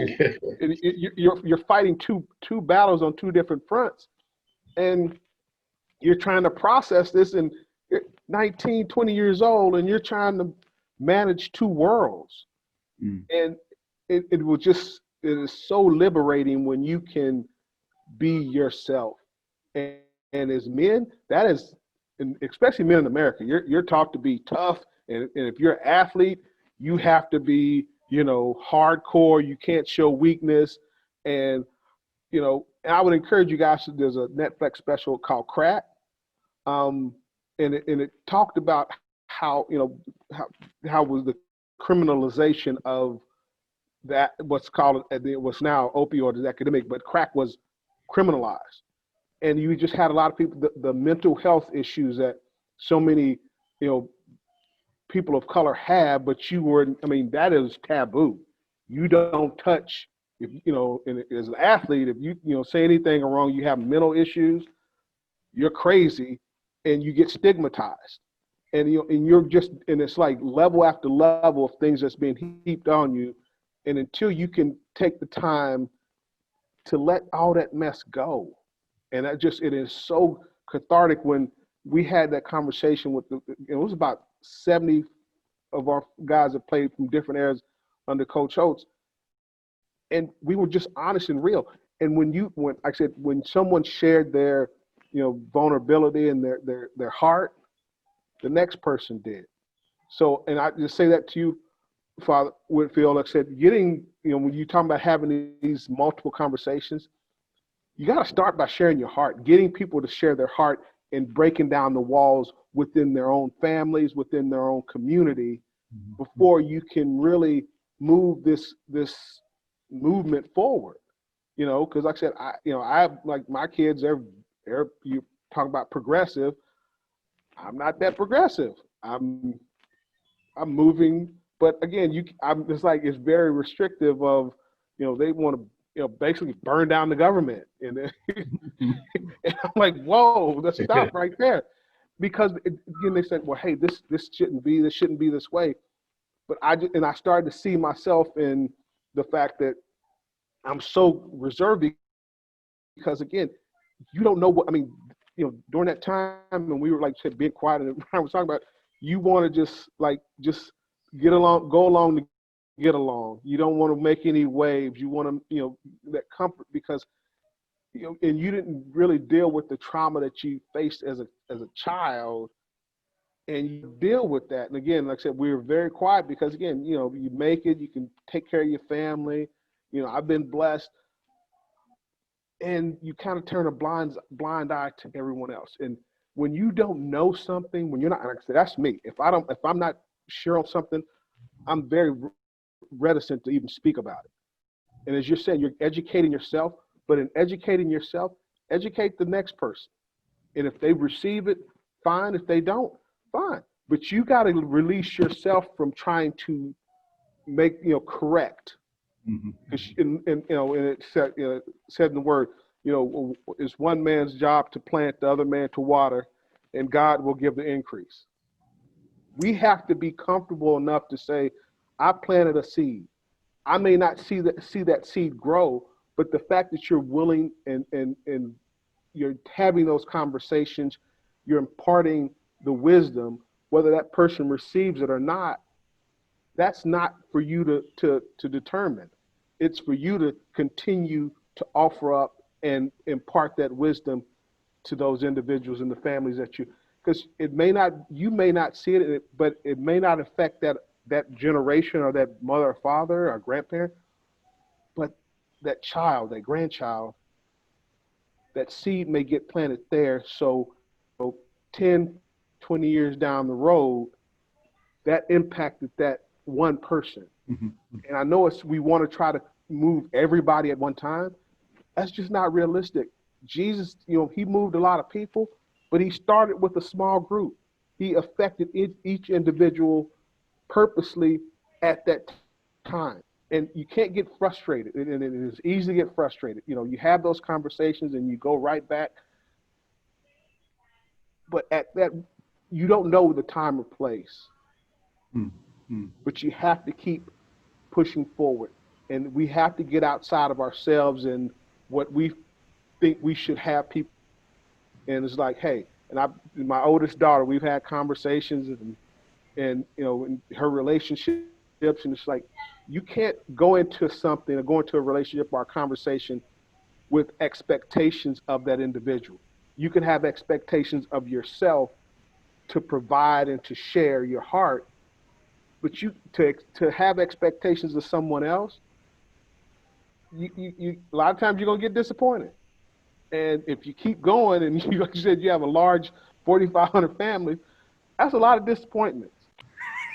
So don't do that to yourself, but continue to share, but not sharing based on what your expectation. Share on the fact that this is what God has called you to do, and you do it. Not looking for something in return. Because Jesus, he was like, hey, here it is. You can rock with it or not. That's on you. I'm going to give it to you. You can like it or you can not like it. But I'm not going to hold on to this. And that's hard for us to do. It's just like, hey, I'm going to give this to you that God gave to me, and I'm going to keep it moving. Because if you can get stuck in those places of trying to move people. And like I said, I've been married, 26 years. And like I said, my wife, I'm starting to come around. I'm starting to figure it out. She's like, man, but if she hadn't persevered with my ignorance, she could have kicked me to the curb years ago. Yeah. But, years later, 5 kids later, we still kicking it. That's still my best friend because she was willing to put up with my stupidity. And eventually I matured to some degree.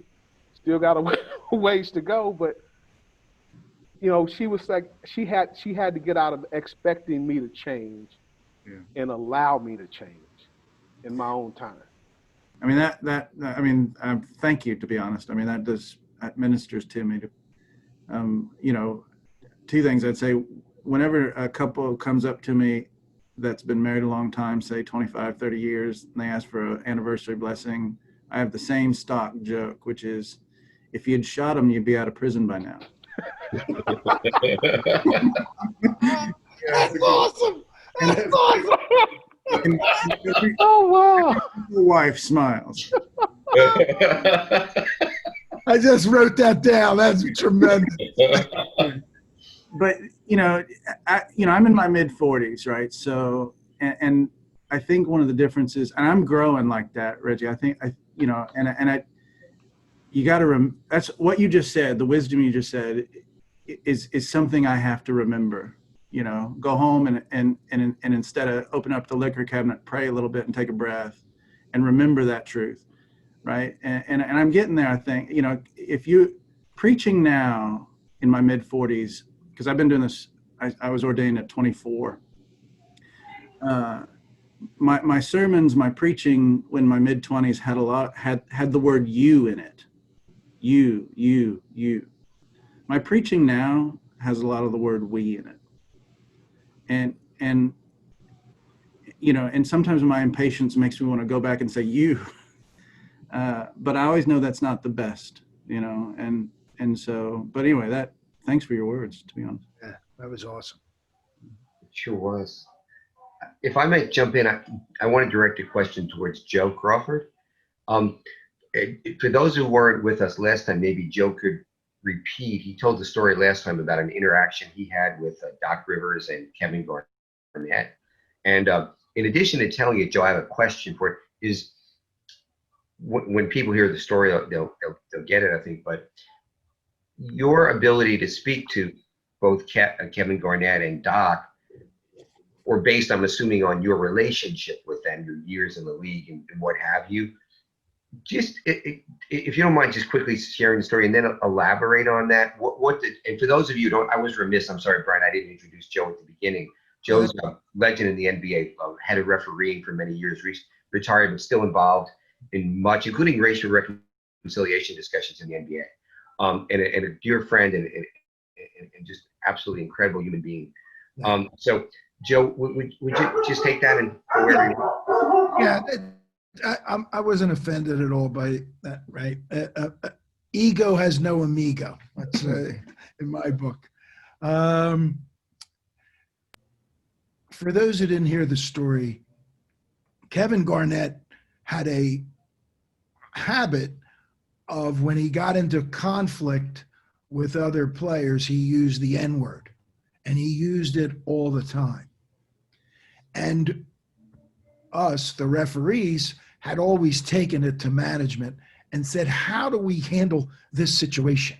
Because they're not hollering at me, but it's an offense. It's offensive to me because my family is, for a number of reasons, but my family is, I have 2 black son-in-laws and 7 black grandchildren. So it takes a little different meaning to me. So what I did is I said, you know what, I got to do something about this. And I walked over to Doc. Doc was coaching his team at the time at Boston. And I went over and said, Doc, this is what Kevin's doing, who I respect the hell out of Kevin. I love the guy and Doc. And I said, you going to stop him? And Doc said to me, no. He said, I'm not going to say anything to him. So I said, I'll do it. And I walked over. I said, hey, Kev, knock it off. I said, you're offending me. And he said, Joe, he said, we're buddies. He said, we hang out together. He said, I'm not mad at him. I said, Kevin, I don't know who you run with. I don't know who your pals are. I said, it was an offense to me. And I didn't hit him with a technical foul. I probably should have. But our management team back then we spoke about it, but we didn't speak about it as much as we should. And today our league is very progressive. We have these racial reconciliation talks. I think monthly we have them. And to speak to all of you at, we had a talk after all the murders and all in June, I think it was, where it was the 70 refs, and now I'm in a management position with the refs. And it was a 6.5, 7 hour Zoom call. And it was unbelievable, powerful, listening to the young referees of color talk about what they went through. And it was really, I mean, everybody was crying. It was very, very, very, very powerful. But I've been lucky, you know, in my career. My first year was 77. My last year was 2016. And I've run the gamut and watched the whole thing change. But I'm so blessed to be able to have the attitudes and that I have towards race. And it shaped me. It shaped me. My relationships with the guys like Garnett and Doc Rivers. I mean, there are certain players and coaches that hate my guts. I mean, I get it, and it's all part of the stuff. I mean, I get it, but the good thing is when you do see them now, I may have thrown that guy out 25 years ago, but now it's a hug, and you know, it's just a totally different environment, and I'm lucky. I'm so lucky that I had the experiences. You talked about Hank Aaron. This is wild. This is wild. My father was a Major League Baseball umpire. My father was a street guy, and he lucked out. And he started the Crawford thing, of the Crawford officiating family. And he was a street guy. We were not, there wasn't white privilege with him. It was a 2-bedroom house in Philly, you know. And he was in the minor leagues with Hank Aaron. And they made it to the major leagues. My father made it in 56. So they had, you know, you're talking about my father would be in his hundreds now. You got to understand that racial, and this is where I think a lot of mine was formed. And I'm a 10, 11-year-old kid. You know, baseball umpires had an awful life, man. When they left for spring training, they were gone until the red. I didn't see my father 7 months, 8 months. And I'm at the Phillies game. He was umpiring the Phillies game. We live in Philly, obviously. And I'm at the game. And I'm a kid, 10, 11. My dad says, come on down and meet Hank Aaron. Down, Hank Aaron. And can you imagine what that does for a kid? But as the years went on, my father's umpiring him in the big leagues. Aaron, you know, they had a common bond. They were in the minors together. They were majors together. They came up together. Aaron hit one of his, I don't know what home run it was, 680th or whatever. He walked in that umpire's dressing room, boom, gave my father the bat. And to this day, my father has, our family has that bat.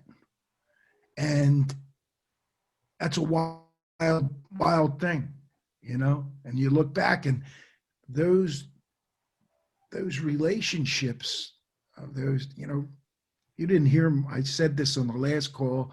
I'm so lucky because those race relationships were formed by listening to those stories by my dad. So there wasn't that negative approach, you know, growing up. And it was wild. It was wild. And when Hank Aaron passed, this morning when I saw it, I immediately went to, wow, meeting him as a kid and and that baseball bat. And it's pretty cool stuff.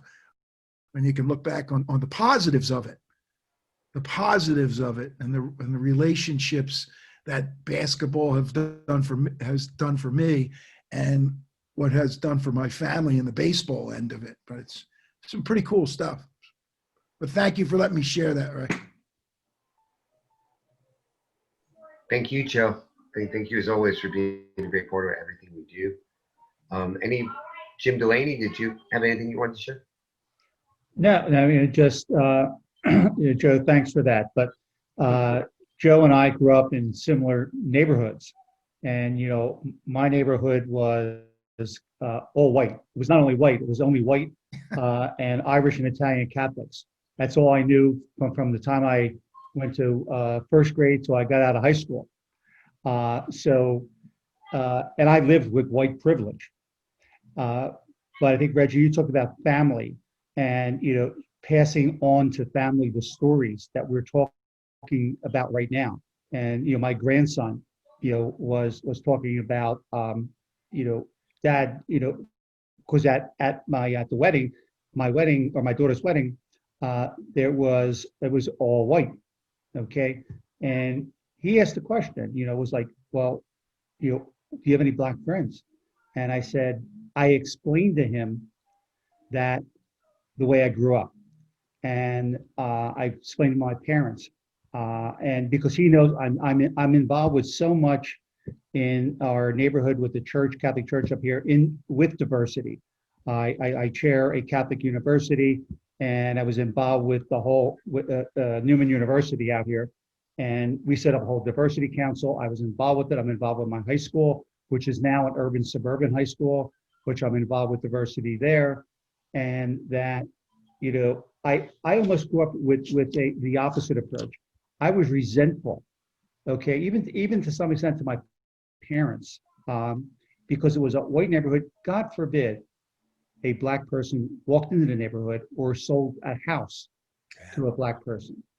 And, you know, as I got older, you know, I was resentful to that. It was almost like I turned the other way and tried to change it, or, you know, how do I change it? But it affected me differently than that. But I grew up with white privilege, and I know it. And I talk to my grandson. I can talk to my grandchildren about that and explain to them. But that's the communication you have to have. And, you know, my communication is just the way I grew up. You know, just what I did, my neighborhoods, and I've taken them back to the neighborhoods. I mean, the neighborhood I grew up in now is urban. It is, you know, it's a black community, an Asian community. There's a number of people living there, and it's turned in. It's not the neighborhood that I left. And, you know, why? What's the reason for that? You know, and I try to explain that to the family. I try to explain to my friends who I still get together with the football team that I had in high school, and I try to explain to these guys, and they're just oblivious to so much of this. You know, they don't understand that, hey, my dad got out of the service, okay, with the same guy who lived on the other side of the street, you know, less than a mile away, who happened to be black. My dad had a 6th grade education, but he got a mortgage. He built equity in his house. That same black guy could not get that mortgage because the FHA and the VA and the government would not allow it. Is that fair? You know, wow. I can talk about that. I can understand that. But, you know, I grew up half of my life not knowing that. I didn't know why, you know, that community did not have the opportunities that we had. I just didn't know. I mean, I was oblivious to it. And I had white privilege. I didn't know what that was, but I was oblivious to it. So, but you could share those stories. I wish my grandkids was here to listen to you guys today. I would have loved it. So that's. Can I ask you a question, Jim? Sure. When did you realize that the community you were raised up in, that that white privilege that whether it was, I don't think it was a term back then. No. But but that environment that you were in, when did it start to not feel right? Like what sparked the movement in you? Well, my faith, my Catholic faith is really, once I got more involved with that, because, Jesus accepted everybody. And I knew my parents, and it was a Catholic neighborhood. All these people, we'd walk to church every day. We'd walk to church. They were good Catholics. They were Irish, Italian, Polish Catholics. They walked to church, but they had this prejudice. It was there. Okay, that's not what the Catholic faith is. And once I got more into it, it hit me. It was like, but they didn't know any better. It was oblivious. It was the culture. There was a lot of reasons for it. I don't accept any of that, but it was there. And my mom and dad were good people. Okay, but they had that prejudice. Yeah. So for me, I knew that, and it bothered me, but I didn't know how it bothered me until I got more into my faith, more into other things, and more into my successes. Okay, because I had the white privilege. That's awesome, Jim. That was tremendous. Yeah, you remember the first, this is kind of interesting to me coming from the other side of it. Do you remember the first opportunity you had to actually have a relationship with an African American and kind of, dispel Sure. some of your preconceived notions? And how did that whole thing happen? Yeah, and it was not, I didn't have a lot of opportunities, but the first opportunity was when my daughter, actually Joe knows this, my daughter played basketball with Joe's daughter. Very good player. And, right, and we had there was a coach, Jerry Holloway. You know Jerry. Jerry. And Jerry coached my daughter. Jerry was a Black individual. He played basketball. So I did end up having a close relationship with him, with Jerry, and we talked about certain things. But that was really the first true relationship I had with somebody of color.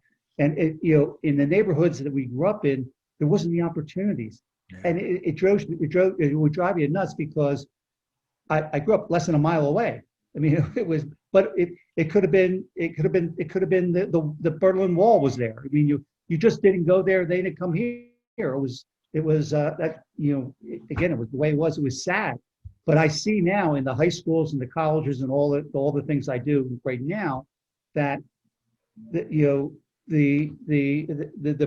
privilege, the opportunity to have that mix, even for the white suburban kids, with that urban kid, these kids are they mature so much more, and they learn so much more. And I think they're going to be so much more successful because they have that opportunity to experience that on both sides in high school. And Joe, even in Cardinal Howard, where Joe went and I went to Bonner, they're becoming the urban suburban schools. Right. Fabulous to see. It is, and to work with that, to have these kids talk about these things, it's fantastic. Yeah. That's what Notre Dame is very, very much like. I'm sorry, go ahead, Reggie. I was going to say that was, like I said, Notre Dame was very much Irish Catholic. I mean, they recruited the Catholic schools. So, when I went to Notre Dame, it was, like kind of definitely a shock to the system coming from a predominantly Black neighborhood. So I understand Jim's perspective just from the flip because, we didn't travel, we didn't go over to South Tulsa unless we had to go shopping or, to the hospital.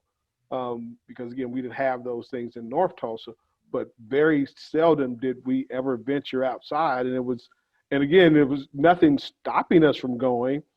It was just, that's what you chose to do, to not commune with, and like I said, that it definitely had a negative impact on me going to Notre Dame, because I was very distrustful of white people because of my relationships and, how I grew up in Tulsa. And like I said, to this day, going to Notre Dame was a blessing because it opened my eyes to a different culture. And I got to know a lot of people that I still have a great relationship to this day that were, white. I mean, several families, prominent families, donors to Notre Dame, I have a personal relationship, not because they were donors, because I went to school with their kids and we got to know each other. And that was the other thing about Notre Dame. You were kind of thrust into the overall community because you had this, there was no athletic dorms. You were in the dorms with the regular students. And so you didn't, you weren't sequestered. So you kind of had to deal with that. And I know it's difficult because you got to open yourself up to something that's new to you and very foreign. And when we talked about the Catholic community, because every dorm had a chapel in it, and so mass. I didn't grow up Catholic, so that was a kind of a shock to the system from a religious standpoint. So socially and spiritually, I was a fish out of water, and it was very uncomfortable, but it definitely helped me to grow and see and have a broader view. And I say that to say, I look at Notre Dame now, and we actually have students, the white students, saying, why is there not more diversity at Notre Dame? Because they go into the corporate world and work, and are overseas, and they struggle with the cultural dynamic of the organization that they go into, because it's so diverse. And if you by missing developing those relationships, they're at a disadvantage when they go into the workforce. Yeah. I want to take 1 second to introduce Mark, who's on the line with us. Mark is a very good friend of mine. He runs the largest Malvern Retreat House, the largest Catholic retreat house in the country. He's president of the retreat house, and Mark's a very good friend. And we've talked about diversity. And Mark has I'll let him tell you a story real quick, but he's adopted twin daughters who happen to be African American. So, Mark. Thanks, everybody. I had just appreciate that, Jim. I had just typed a message to everybody because I was ready to hop off. But what I was saying is thank you for the vulnerability and the brotherhood today. And thanks for letting me share in this experience. I have a real unique situation myself. I've been Catholic all my life. I was actually a Capuchin Franciscan priest. I walked around with a brown robe for a number of years, and a lot of that was in DC. And I got extremely involved because of the ministries that I was doing and the places where I had to serve, that I was blessed to serve, to really get into a lot of issues and with the African American community and the Hispanic community. And that turned me into an activist with faith. I later left, and that's a long story, but it was through my own discernment.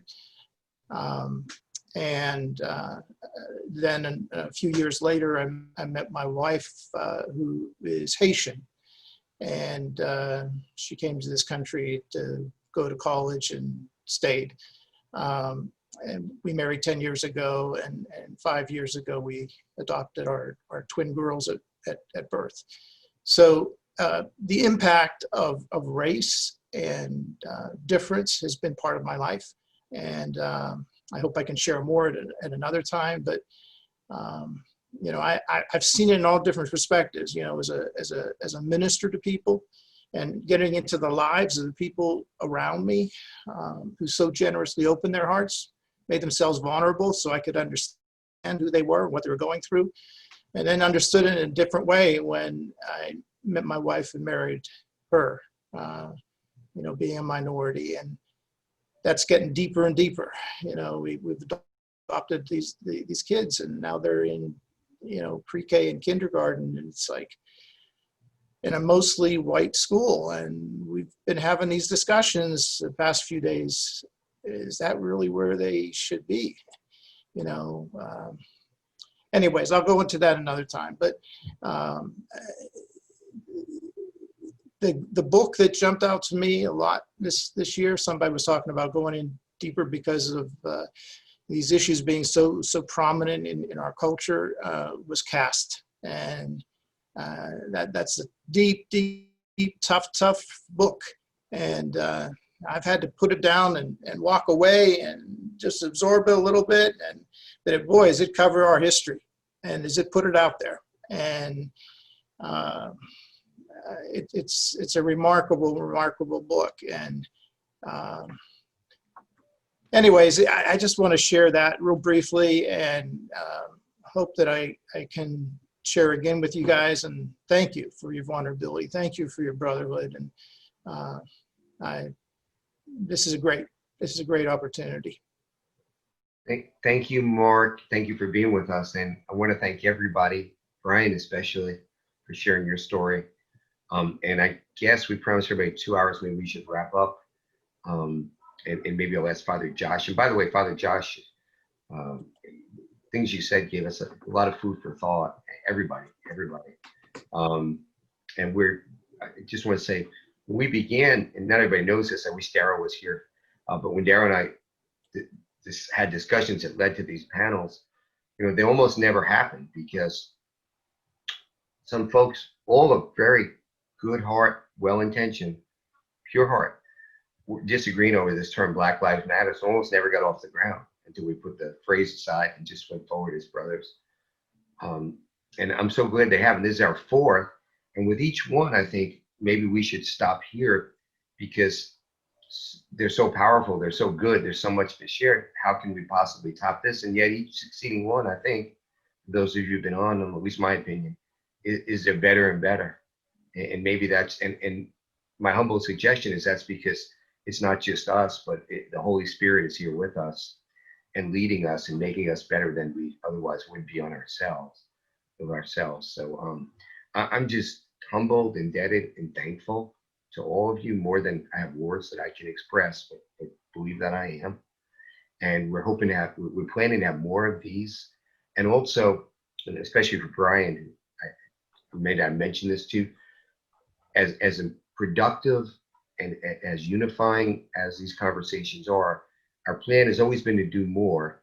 It's to have listening conversations, develop relationships, but to point to some tangible goals where we can help in some way with, in the Major League Baseball field with the Baseball Alliance, or those in the NFL or the NBA, or community in Dallas, or whoever, to really do some tangible, practical things. We don't expect to solve this problem. It's been around for a long time. It'll probably be around, sadly, after all of us are.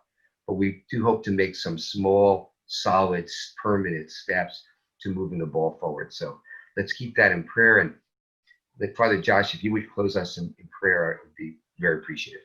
Yeah, sure. And just thanks, everybody. And I'm taking a cue from Brian, who pointed to Jesus as the example. And sometimes as a priest, I'm like, oh yeah, Jesus. So that's brilliant. So let's just pray the prayer he gave us, right? So, our Father, who art in heaven, hallowed be thy name. Thy kingdom come. Thy will be done on earth as it is in heaven. Give us this day our daily bread, and forgive us our trespasses, as we forgive those who trespass against us. Amen. And lead us not into temptation, but deliver us from evil. Thine is the kingdom, the power, and the glory forever and ever. Amen. I love that ending. Don't say that, poor Father. That divides the Catholics and the Protestants funerals, So, Father's he didn't mention, he implied he's a convert to Catholicism. That's why he has a wife and children, by the way. This means I'm like super busy, and I'm sitting down. God became a board. Well, I hope to see you all again. Thank you. God bless you. Have a great weekend. Love Thanks you for all. having. Here, thank-